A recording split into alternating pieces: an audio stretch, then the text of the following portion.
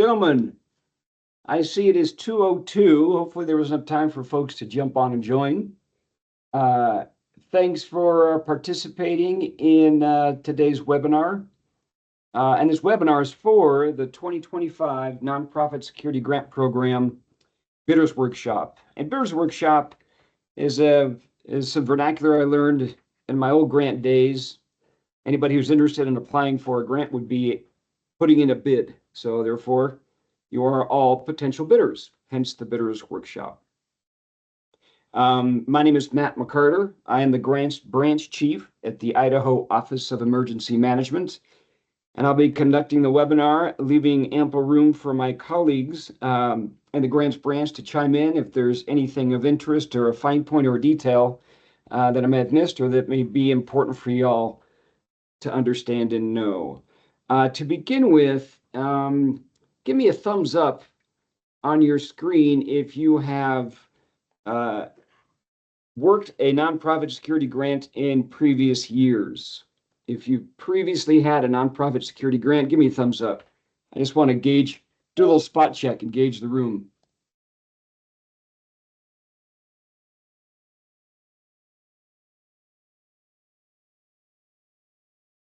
Okay, that is helpful.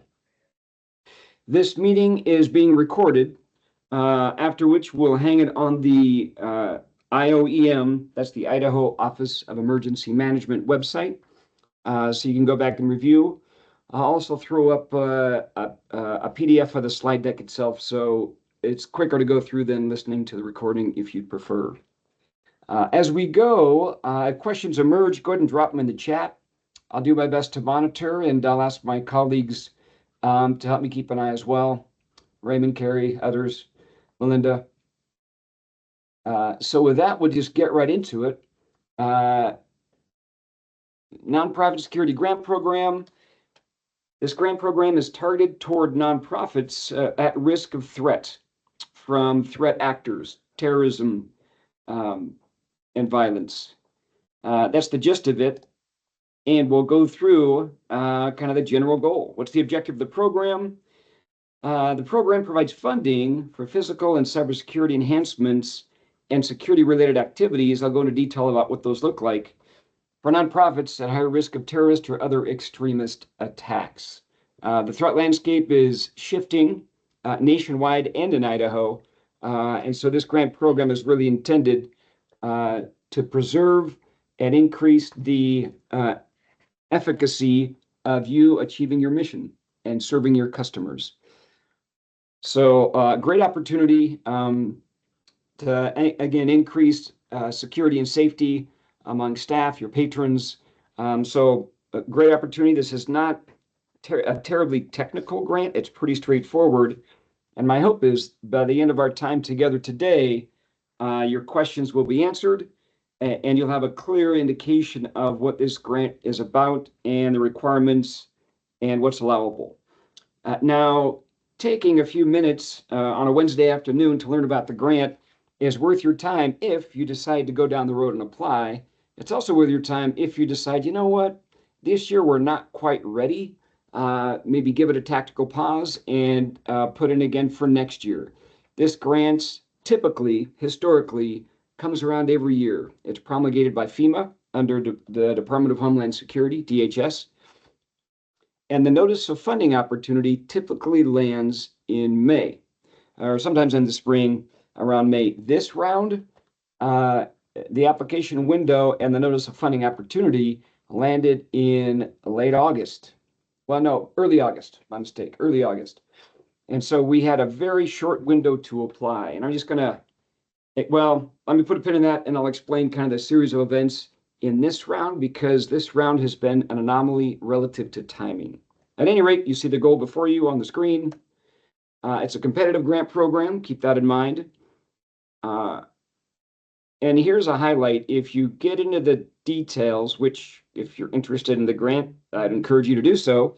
Those details include reviewing the Notice of Funding Opportunity. And the acronym for that is NOFO.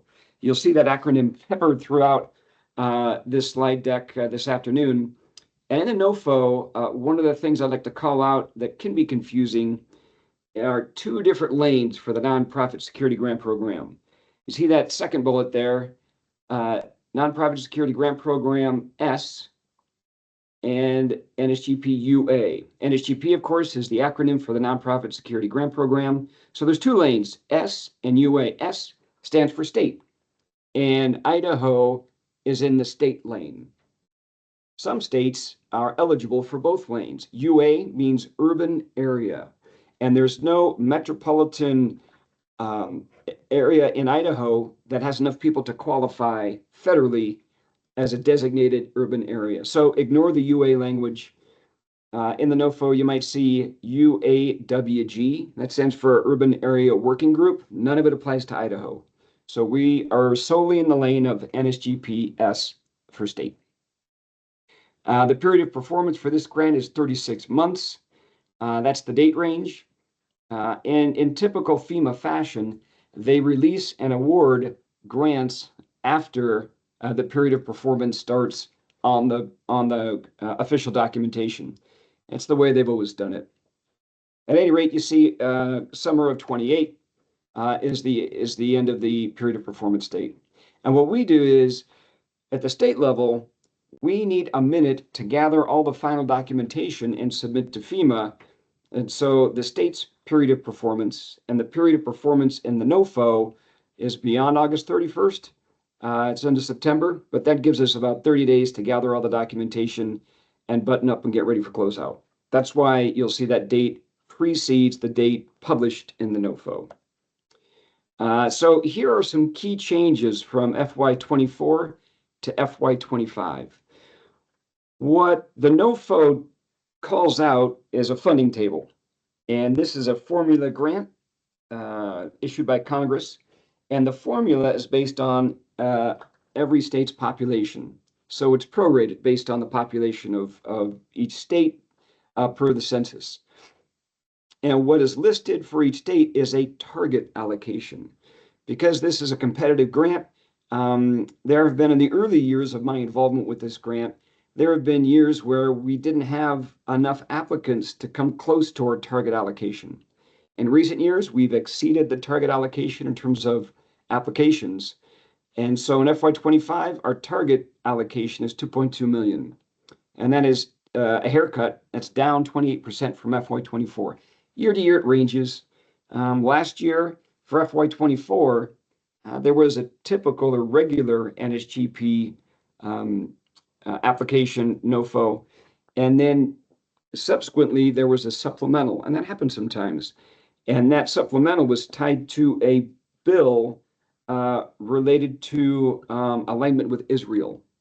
And so they plussed up the NSGP program as part of that bill, and then just tucked it into an existing grant program under FEMA, which happened to be NSGP. So we see supplementals from time to time, but that was an anomaly last year. So the state award is down, or at least the target allocation, 28%. Here's a change. In 24, nonprofits could apply for up to $150K per site.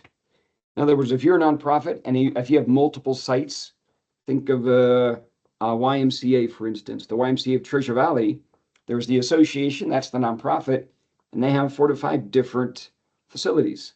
And so nonprofits can apply for up to 3 sites, and the maximum per site has been increased to 200,000, and that's up from 150,000 in FY24. And this is called out later, but just to highlight, today's the 15th. We're going to walk through all the details of how to apply, and the deadline listed for applicants to submit is on the 21st of November by 5 p.m. Mountain Time. So I'll give you instructions on how to submit to IOEM. That's an acronym for the Idaho Office of Emergency Management. And I'll explain that process here as we go forward. In terms of guidance and allowable activities or ideas for how to make the best use of this grant based on your unique threats and vulnerabilities, there are a couple pieces of documents that are really helpful to review. One is called the Preparedness Grants Manual, and this is hot linked here, and the NOFO, that would be the Notice of Funding Opportunity. So that's the bottom line up front. You got the deadline, you got the maximum amount per site, and where to apply and where to get guidance. So some key changes for those of you who have previously been involved in the program. The current administration is putting in place some pretty significant changes. Things have been a little unpredictable. Guidance has been challenging to receive, especially with the government shutdown. But there are some things that I want to call out to make sure you're aware of as you consider applying for this nonprofit security grant program. The terms and conditions associated with these funds have been updated, and they apply to every FEMA grant, and anybody who receives FEMA funds, whether it be the state agency, the pass-through entity is what IOEM is considered in this case. We are subject to the terms and conditions, as are all subrecipients, and that would be our successful nonprofit applicants. So there is specific language around restrictions on foreign nationals and new immigration conditions. Some of it's a little vague. There's some lawsuits around pushing back on those, so that's to be seen what the outcome is going to be on the immigration conditions. It basically calls out prohibitions on activity funded by the grant benefiting illegal aliens. That's the gist. There are updated award termination provisions, which appear to give the Department of Homeland Security broader discretion around terminating awards if they don't align with administrative priorities. And that's as vague as it is. There's personnel and transparency vetting and FAFATA reporting. That's about executive compensation. And that's kind of in the weeds. And if awarded, what we do is we'll hold a kickoff and we'll go into the details on some of these items that are important to know. Called on in the terms and conditions as well is compliance with presidential executive orders. And that one listed there, EO 14148, really that's rescinding a number of previous executive orders. And so it's kind of loosening requirements in a lot of ways. Civil rights loosened, and some other elements as well. If you're interested, you can take a look. FEMA information bulletin requirements. And this really loosens up the allowability of equipment you could purchase. There were some pretty strict guidelines previously. This loosens it up. OMB single audit threshold raised to $1 million, and that's up from the previous amount. So it increases the amount of a single audit requirement. Enhanced financial oversight of reimbursements and payments. And here's what that means. In the NOFO, they call out what is required when we request reimbursement or a payment on your behalf through the FEMA system of record. And they ask for the organization mission. They ask for the purpose of the drawdown or the payment. So a little example, or just some language to that effect, could be security personnel costs. It could be security camera install. So this grant, pretty straightforward. They ask whether or not there are any diversity, equity, inclusion initiatives involved.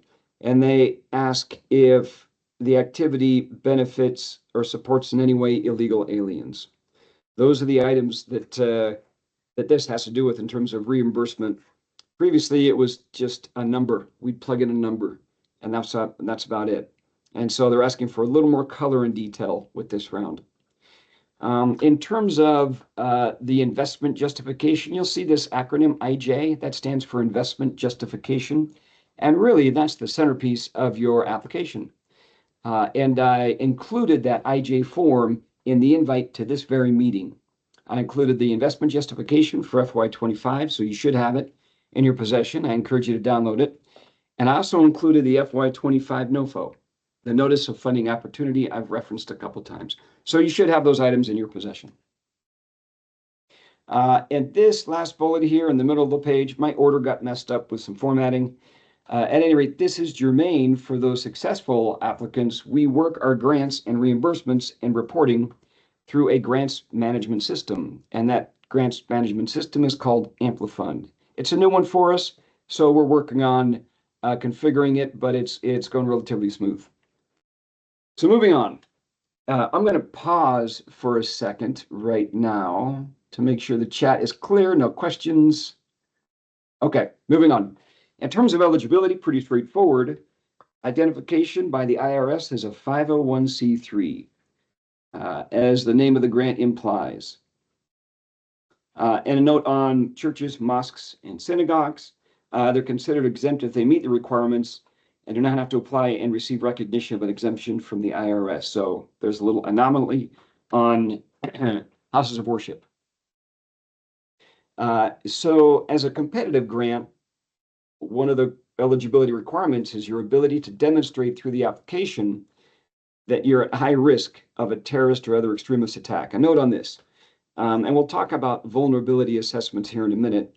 But a good train of thought to consider is if your unique entity has been targeted. It could be exemplified by a police report, insurance report, social media post, threatening letter, or it could be the nature of the service you provide and how that has been targeted either regionally, in the state, or nationally. And so that's a way to substantiate the risk facing your organization. So a couple of things to consider when you make the case, as it were. And there's a link here to a tax-exempt organization. I'm assuming you know whether or not you're a 501c3 or not. A quick conversation with your financial officer should clear that up right away. What types of entities, organizations are eligible to apply? Here you can read the screen. And these are the typical nonprofits we see expressing interest in this program. I'll let you read that on your own. And then moving on, here are some things that are ineligible that there may be questions about. You can see quasi-governmental entities, utility companies, for-profits, homeowners associations, civic clubs, Kiwanis, Rotary, Lions, and so forth. These are entities that are ineligible for the NSGP. So we have baked in here a number of resources to help you consider how to make the most of this grant opportunity. And all the FEMA suite of programs really tie into the national preparedness goal, and those are really broad, but the whole idea is how do we build a safe, secure, and resilient nation, able to prevent, prepare for, mitigate, respond, and recover to disasters and acts of terrorism. That's the upshot. So the preparedness goal is there linked up. There's some Idaho-specific language in terms of the office I work for and some community preparedness measures that we encourage and attempt to advance. And here are a bunch of links to the NSGP NOFO. It's all public information on the FEMA website. There's frequently asked questions. There's a quick start guide. And there's another call out to the NOFO and the preparedness grants manual. The grants manual kind of covers a number of grants under FEMA's compendium of preparedness grants, and the NSGP section starts on page 80. So just to summarize the national preparedness goal, I'll let you read that on your own. Again, preventing, we want to protect our citizens, we want to mitigate and build things stronger and more resilient to reduce the loss of life, suffering, property, and lessening the impact of disasters and terrorist events. We want to be able to respond quickly, and we want to be able to recover in an effective and efficient manner. So that's the big picture. So quickly, funding landscape, again, 2.2 million, 200 per site up to 3 for a total of 600K. And by the way, if you apply for more than one site, an investment justification form is required for each site you apply for. You don't want to combine sites into one IJ. That makes it confusing and it's hard to parse apart. So you need a unique IJ for each site. So I referenced this previously, and here's how the process works. And I'll talk about how wonky the timeline was. So FEMA issued the NOFO in a delayed manner relative to previous years. And the guidance that was given to states, or SAAs, you'll see that acronym, that stands for State Administrative Agency. The governor of every state identifies one agency, and typically it's the Emergency Management Homeland Security Agency, to work with FEMA. And the Office of Emergency Management in Idaho has been designated as Idaho's SAA, and to work with FEMA in terms of preparedness grants and disaster grants, we have to upkeep a pretty significant volume of documentation assurances regarding following 2 CFR 200 internal controls. And so that allows us to work direct with FEMA for these funds. So at any rate, FEMA issued the NOFO and said, okay, states, here's what we'd like you to do. Go ahead and submit an application for the Nonprofit Security Grant Program. And in the state's investment justification, just list to be determined in terms of the projects. That way, FEMA was able to obligate the funds to states before the federal fiscal year deadline of September 30th. And all the funds have been, there's an award hanging on the system, which is down right now because the government shut down. At any rate, there's an award being offered, and in the award package, all the funds have been placed on hold, which is typical.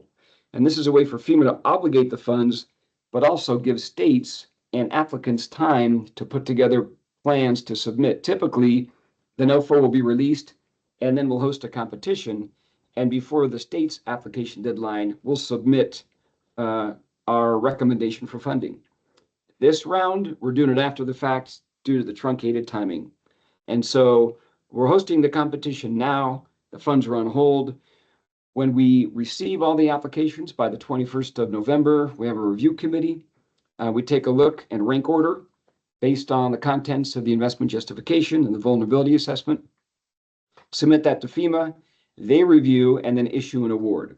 So that's the process of how it works. So first, applications are completed and submitted. The SAA, which in this case is IOEM, the Idaho Office of Emergency Management, we review and then we submit to FEMA. FEMA reviews and provides recommendation to Homeland Security. And the Homeland Security leadership makes the final determination on funding. And then an award is issued. Actually, our existing award will be amended to have the holds released. And then we get the ball rolling. So to go into details on allowable costs, what you may consider in terms of your entity, your organization, and how you can harden the target, as it were. Here are some allowable costs that we see in typical applications. Planning is certainly allowable. Consider the protection of the facility, the people within it, staff, your patrons, your customers. And examples of this include security plans and protocols, assessments, continuity of services, evacuation, shelter in place, lockdown, coordination and info sharing with fusion centers. We don't see that one that often, but it's allowable.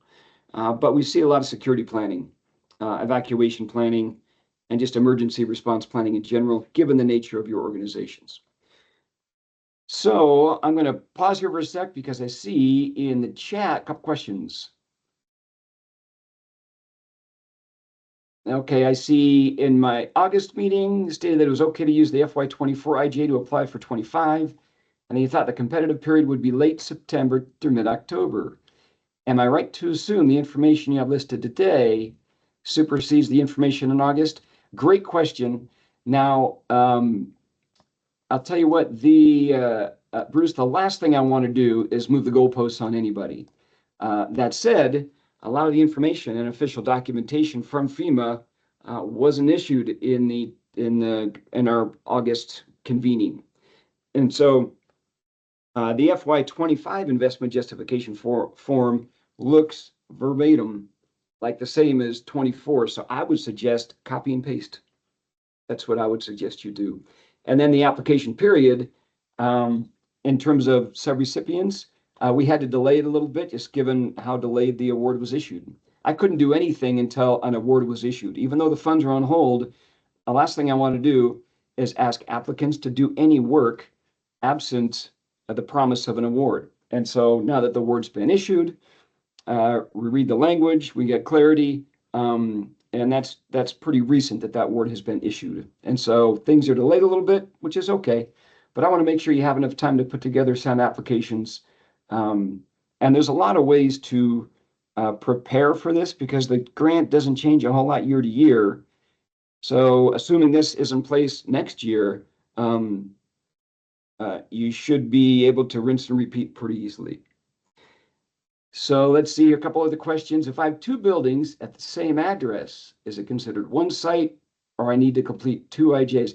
Here's what I would do. Great question. Here's what I would do, Eugene.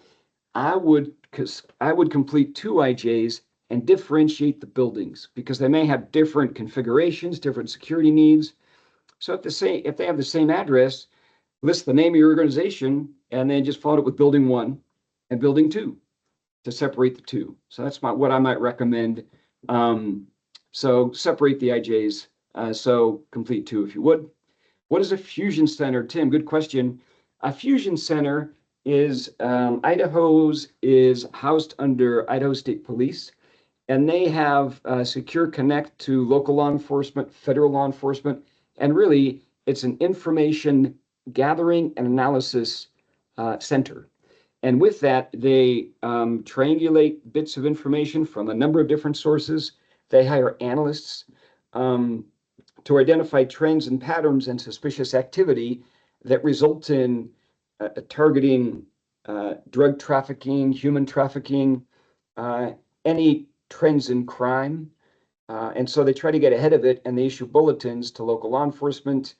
The cybersecurity and infrastructure agency is involved, FBI is involved, and so that's a fusion center. A lot of federal, state, local information gathering, and then they'll issue bulletins and notices to local law enforcement and elected officials to try to get ahead and prevent bad things from happening before they do. So that's a fusion center. Erico has a question. Do we have to have a separate EIN for different location or just separate address? Not knowing the details of your nonprofit, I would guess that you have one umbrella EIN, entity identification number, and that would cover all of the addresses, but a conversation with your chief financial officer may clear that up. If you still have questions, follow up. I have contact information after the fact, and we can get more detailed, but good question. Derek asked, if we successfully received an award, how will we be notified? Will the SAA reach out to us? Yes, we will. And I call this out later in the slide deck, but in the investment justification form, it's really important that you list the name and contact information of the individual that's going to be responsible for the day-to-day management of the grant. Because throughout the life cycle of the grant, there'll be things we need to contact you for. A nudge on getting payment reimbursement requests in, a nudge on reporting. So that's the individual to whom we will alert. All right, Bethany says, we applied and we did not receive funding last year. Is it possible to get feedback from IOEM on why and how we can strengthen our application? Sure, you certainly can, Bethany. Good to see your name. It's been a minute, friend. You could certainly reach back and have that conversation with us. That said, we as the SAA and our committee, we provide a rank order of recommendation to FEMA, and FEMA's review process, sometimes they make decisions that are hard to understand, get clarity on, and so we'll provide what information we can. In general, for a strong application, really it's tying the connection between vulnerabilities, risks, and the consequences of something bad happening, and how this particular grant program funds can help ameliorate those risks, threats, and vulnerabilities. So that's the circle. Okay, Anna says, how does funding disbursement work? All at once, reimbursements, yearly? Here's what we prefer, a cadence of, depending on when you spend money, a cadence of quarterly, semi-annually. What we want to avoid is wait until the end and then submitting a reimbursement request for everything. Because what we look at and what FEMA looks at is your cash burn rate or cadence. And if you don't touch your funds until the last 6 months of the grant, the question becomes, well, is the money needed? And we don't want to scramble at the end and run the risk of the period of performance cycling or you not getting reimbursed every penny you are deserved. And so that's how disbursement works.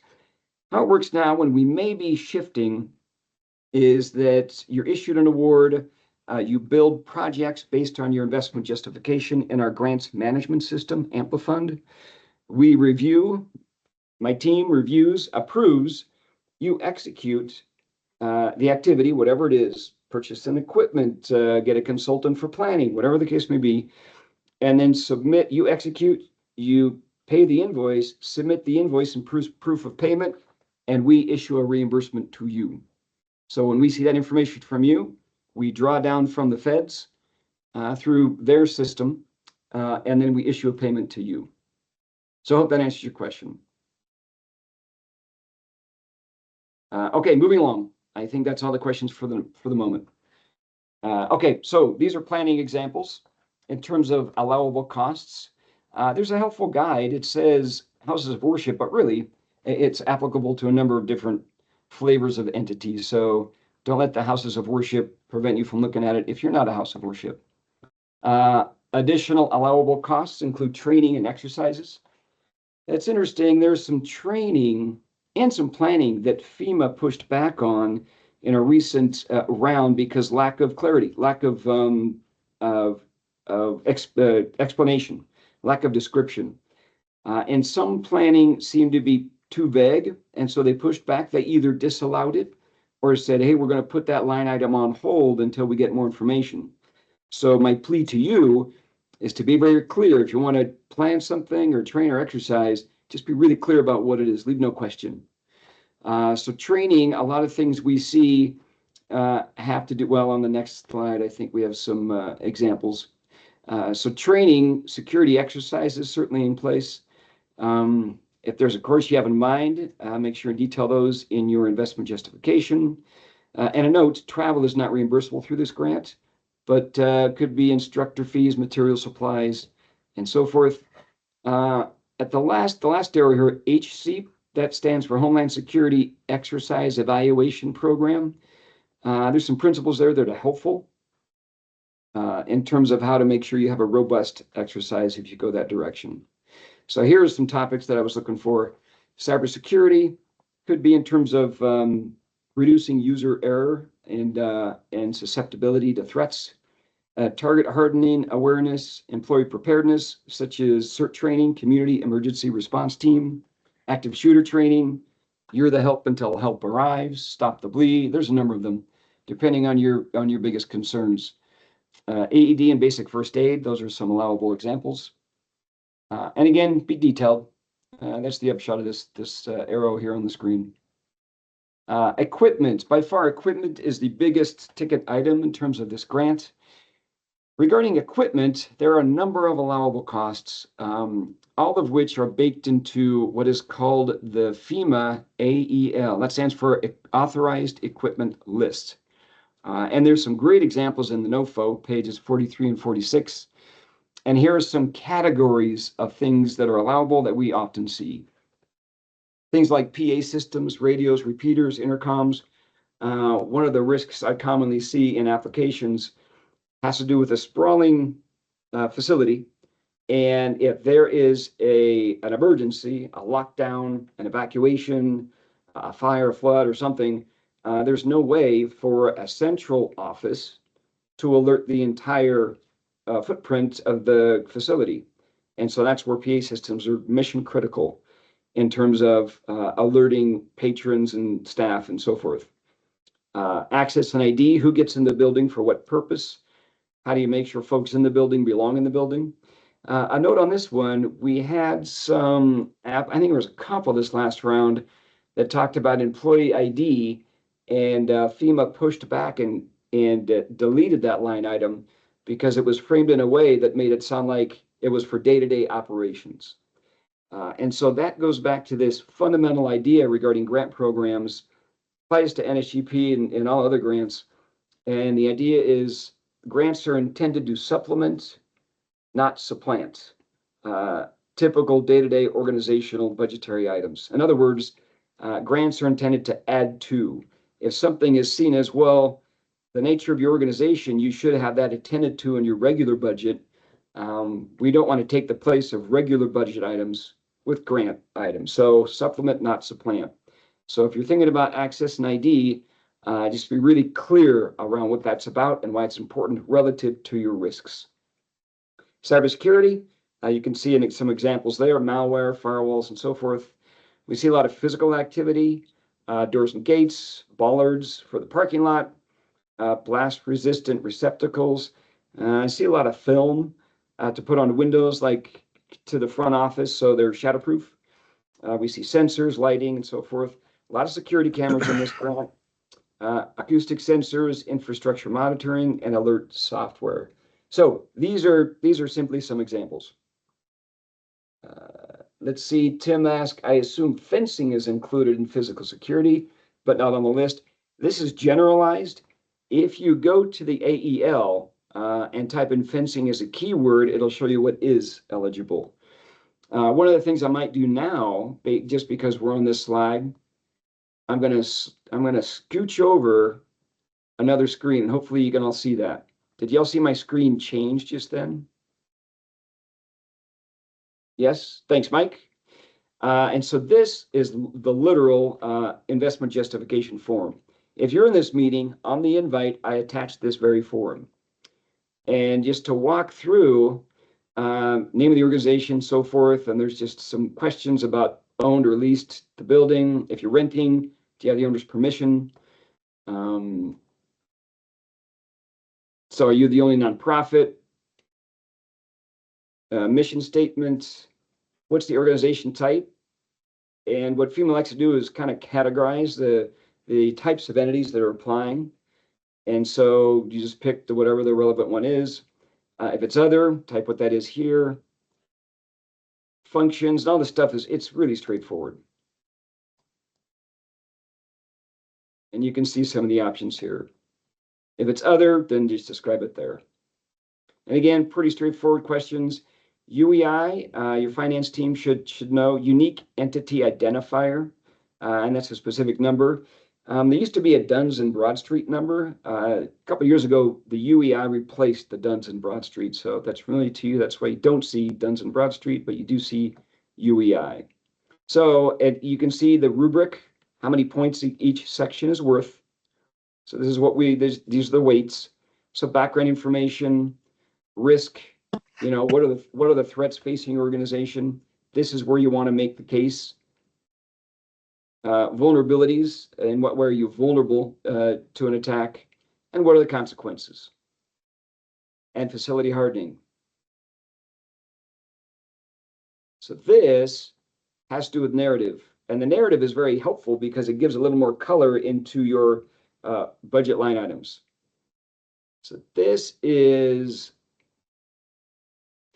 your budget line item sheet right here. And in this sheet, what they've done, FEMA, they're the ones who developed this, is they baked in all the eligible authorized equipments here. So if you have something very specific, you can look on the AEL and figure out which bucket it lands in. So this would be good. This is good to identify your vulnerabilities and threats and think, okay, based on our vulnerability assessments and our facility, which is the most relevant? And then you type in your vulnerability here, and the two should tie. And then an estimate's fine. Just pop in your estimate right here. And you could do a ChatGPT search or a Google search to figure out what a relevant estimate might be. And then this is important as well, key milestones. Things might be, contact vendors and get 3 bids for security cameras.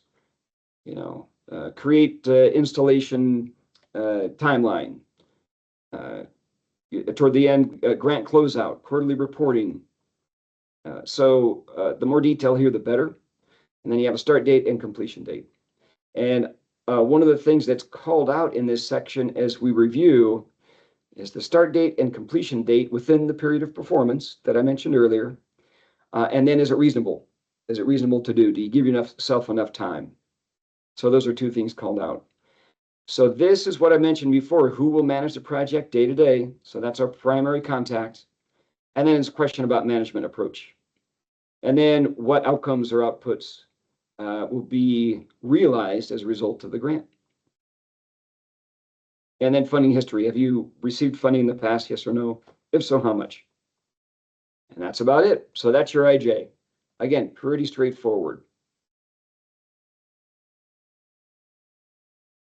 And then let's see, I see a question in the chat. When adding the narrative parts to our application, how much detail should we go into? Actually, you're bound to this investment justification form in terms of the application, and I believe it's character limited. And so be detailed, but as succinct as you see fit. So give us enough detail to know what you're up to, so there's no questions, but you got to stay within the character limit of the form itself. I hope that answers your question. All right, moving forward. And again, this is more detailed. If you look at the NOFO, it has a lot more detail and descriptions of each one of those things that we just looked at in the investment justification form. So these are some examples. These are screenshots from the NOFO itself and some more screenshots. And this is allowable activity in addition to equipment. A note here, subrecipients, right now you're all applicants because you're applying. Once awarded, the technical term is called subrecipients. IOEM is the SAA, we be the recipients, we pass through funds to subrecipients. Subrecipients can apply for maintenance and administration funding. And that's really the costs of literally administering the grant, setting up the projects in our grants management system, submitting reimbursement, getting documentation together, quarterly reporting. And so these activities can be charged to the grant up to 5% of whatever you apply for. So I just like to call that out. There was some planning line items in a previous round, and FEMA pushed back and said, that looks more like M&A activity. So we just changed the description to M&A. And we'll see the outcome of that. Don't know yet.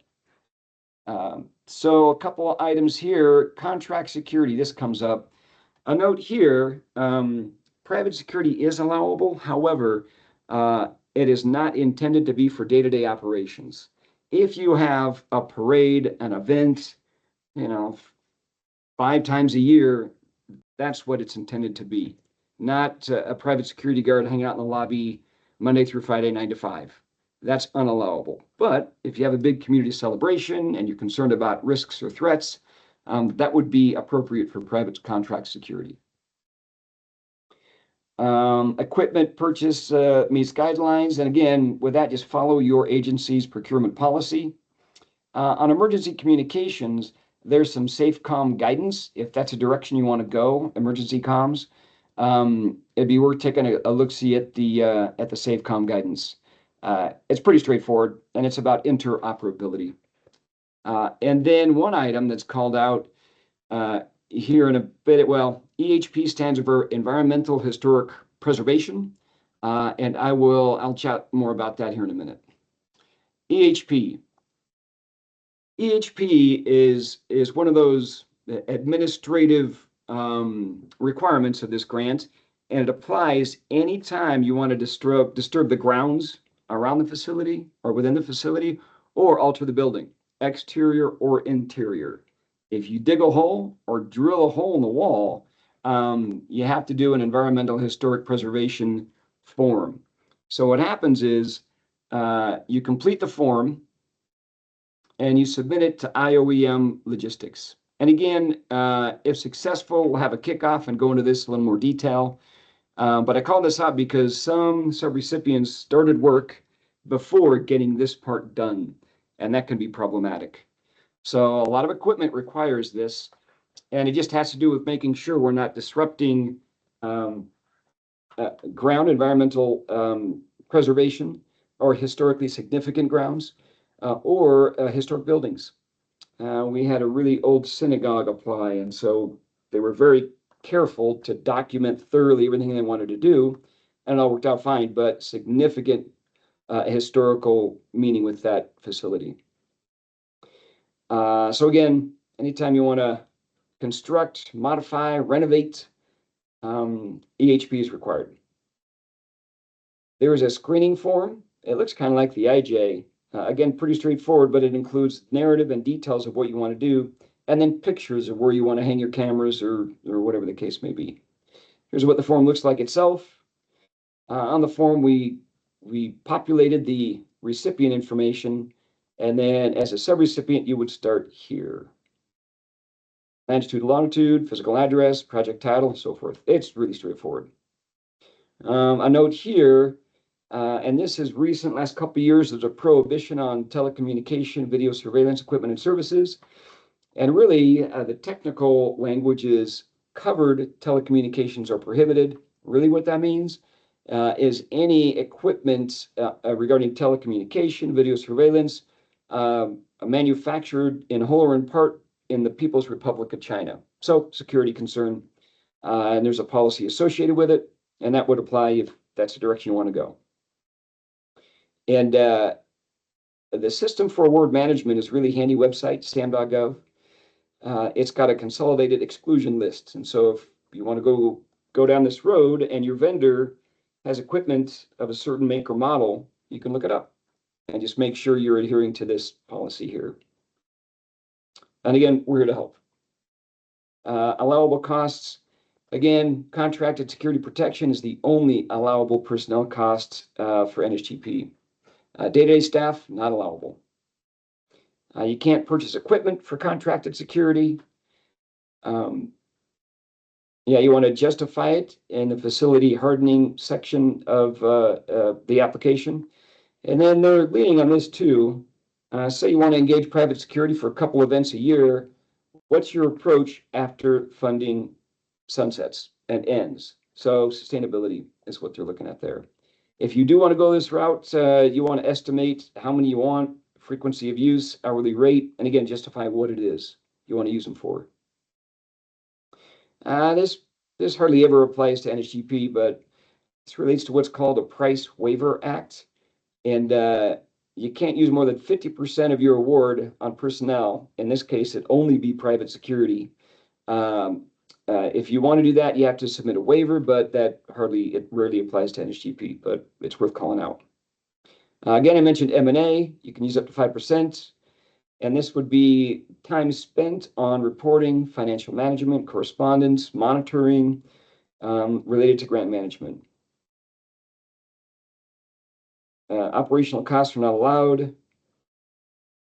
If you say M&A, 5% of the award equals this, we need more details. Here's a good example. M&A, look at the bottom right here. So this is the facility hardening, kind of your budget narrative.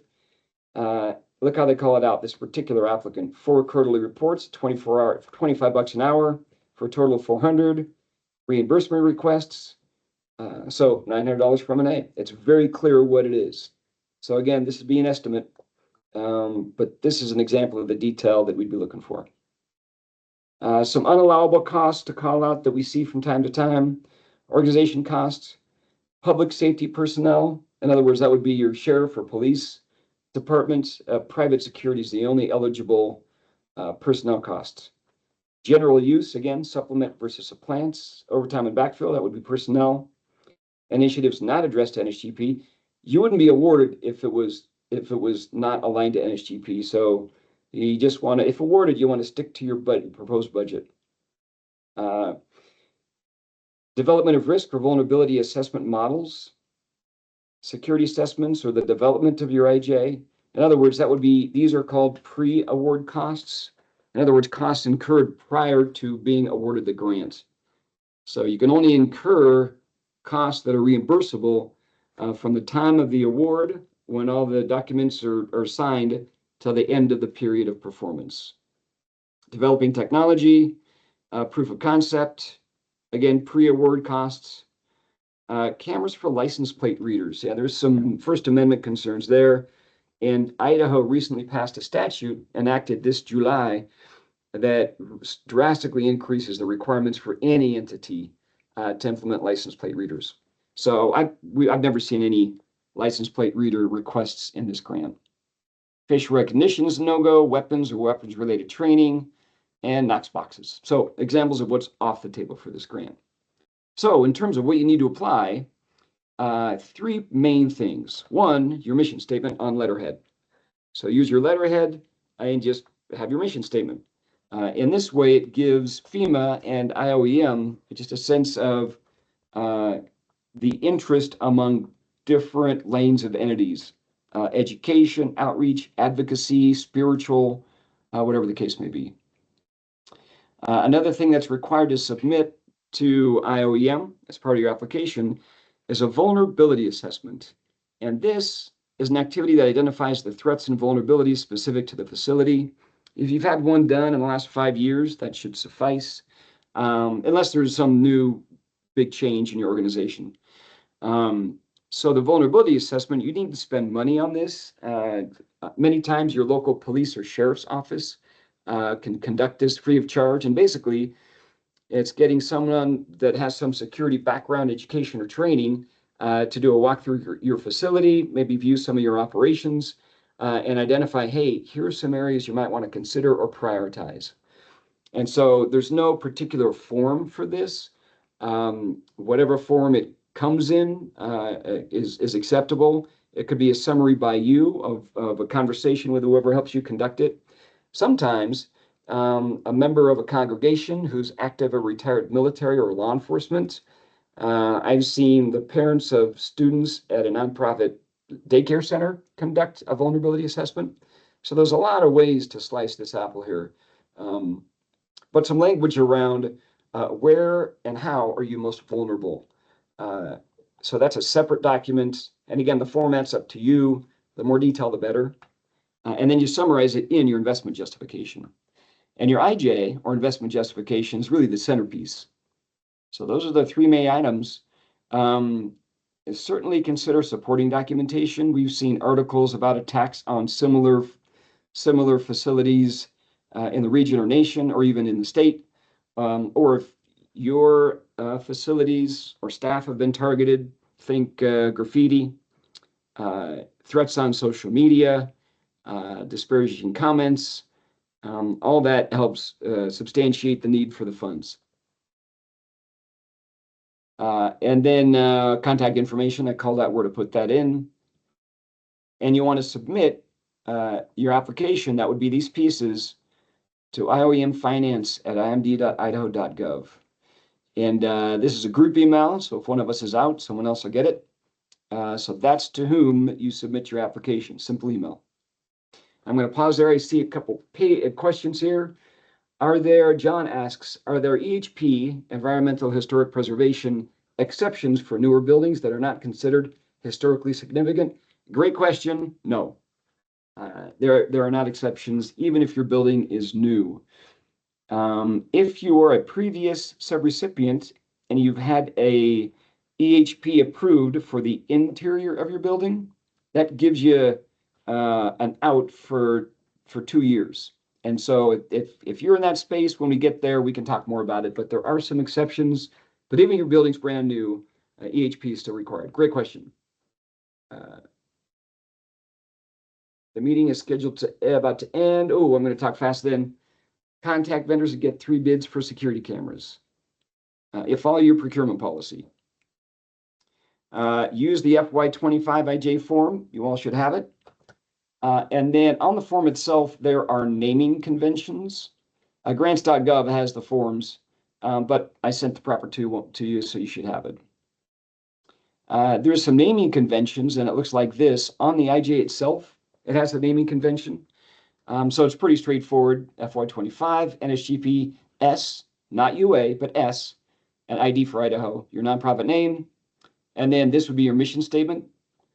This would be your vulnerability assessment and your investment justification. So all the same except for the last 2 letters. And then supporting documentation. Last part is supporting documentation. And this is a reiteration of kind of what I mentioned before. IJs want to tie to your vulnerabilities and susceptibilities.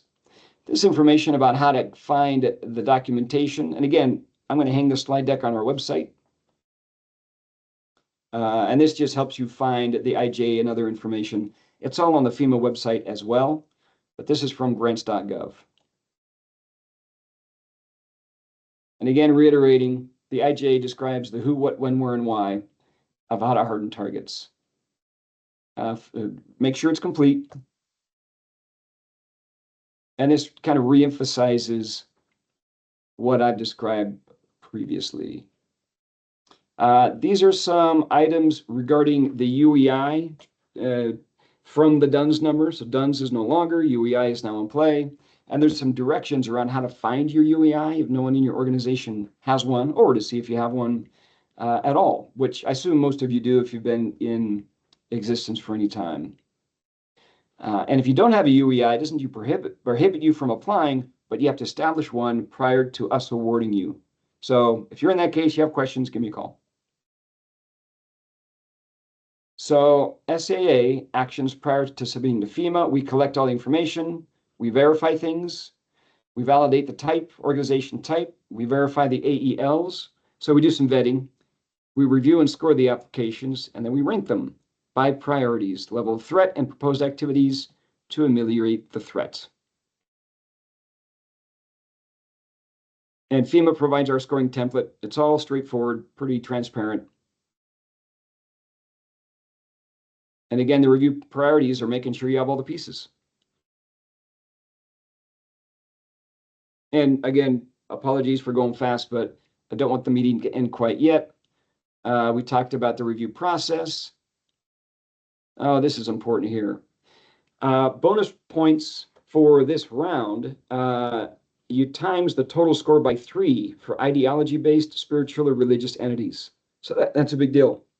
And that's change. So clearly the administration is emphasizing ideology-based, spiritual, or religious entities. It's a plus up times 2 for secular, medical, and educational institutions. And a plus, well, not a plus up, it's just 1 for all other nonprofit organizations. So you see there's some prioritization here. Novice recipients, those that have never received an NSGP grant, get 15 additional points off the bat. And so the IJ will identify whether or not you've received a grant before. So clearly the point here is to get new folks in the game. So quickly, the timeline. Today's the bidders workshop. IJ submission to IOEMfinance.imd.idaho.gov by the 21st, close of business, Mountain Time. So mark that down. There's the email. And again, don't start anything until you're awarded and you've attended to any EHP requirements. These are some takeaways. I'll encourage you to review these on your own. But these are things that FEMA identified for the FY23 round. Duplicate applications, I see this. So duplication, if there's multiple sites, it's kind of hard to tell sometimes which is which. If you hire a grant writer, make sure and review their work. An official from the nonprofit itself must sign the IJ. It can be submitted by a contractor or third party. Administratively incomplete or insufficient, in other words, pieces missing. Unallowable or out-of-scope expenditures. Organizations applying on behalf of ineligible entities. As a subrecipient, you can't pass through these funds to another entity. And some start, well, here's a learning, start early. Consider using currently published materials to begin drafting for the next offering of NSGP. And again, you want to tie your risks and threats to existing physical vulnerabilities, and your vulnerability assessment should call that out. Direct hiring. You don't want to sole source direct hiring for contract security if you want to go down that road. Again, if you're in this specific instance, this direction you want to go, that's why my team and I are here to help. Misaligned or unrealistic narratives, timelines, or projects. So just make sure it makes sense. Exceeding the published funding cap. And there were technical errors previously. I think these have been fixed, so that shouldn't be a concern. Item number 10 there. And you have the FY25 IJ in your possession. It's also available on grants.gov. Encourage peer-to-peer support, learning communities. So talk to your colleagues, your counterparts in the state or other parts of the nation. Again, every 5 years is the typical refresh cycle for these. Bookmark our website. We have a grants page on ioem.idaho.gov where you can find, you'll be able to find the slide deck and the recording of this webinar. And again, keep in mind conflict of interest, actual or perceived, and that's pretty straightforward. All applicants will receive notification after we receive information from FEMA. We'll have a kickoff for successful applicants or subrecipients and walk through the day-to-day of project management for this grant. Again, don't start anything until you've been awarded and have done the appropriate EHP activity if applicable. Phew, okay, talked really fast. Apologies. Thanks for hanging in there. Here's some staff on the project that you're welcome to call. Val Mills is a great support for this program, and she's been out. I think she should be back in the next week or two. And so anytime we talk, it comes with a warranty. Call us anytime with questions or clarifications. Let's see here. I am going to, oh, by the way, I omitted a name here. A colleague of ours, Raymond McEwen, is supporting this grant at IOEM. And so you might hear from Raymond as well for any response to questions or inquiries we might have. So Raymond as well as part of the team. Okay, I'm going to look at the chat since our meeting hasn't automatically stopped for us. I see a question from Mike. If our church also has a school associated with it, does the general use statement regarding cameras apply to the church when the school is in session Monday through Friday, whereas the church happens on Sunday? What about the church office? How does that apply? Good question. Mike, I would go back to your mission statement. And so if your primary mission is the education of children, then you'd frame it around education. If your primary mission is advancing your church's message and spreading the word, and you happen to do that through education, I'd frame it around church activity. So that would be my recommendation on that one. And Tim says, just thought everything we are talking about is on what to do to lessen the impact of an attack when it happens. Has there been any consideration to address the prevention of attack?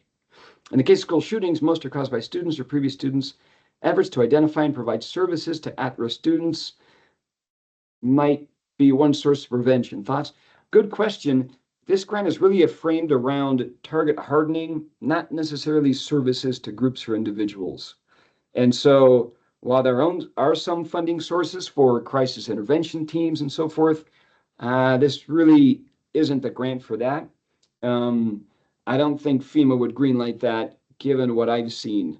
So just think about hardening the target and how to prop up those other support services from different ways. Great question, though. And I concur, there's a lot of ways we can prevent. Great work. Thank you for taking the time. Okay. All righty. At this point, I kind of talked a lot and fast. I'm going to pause to see if there's anything of import my colleagues might offer that I happen to gloss over or miss.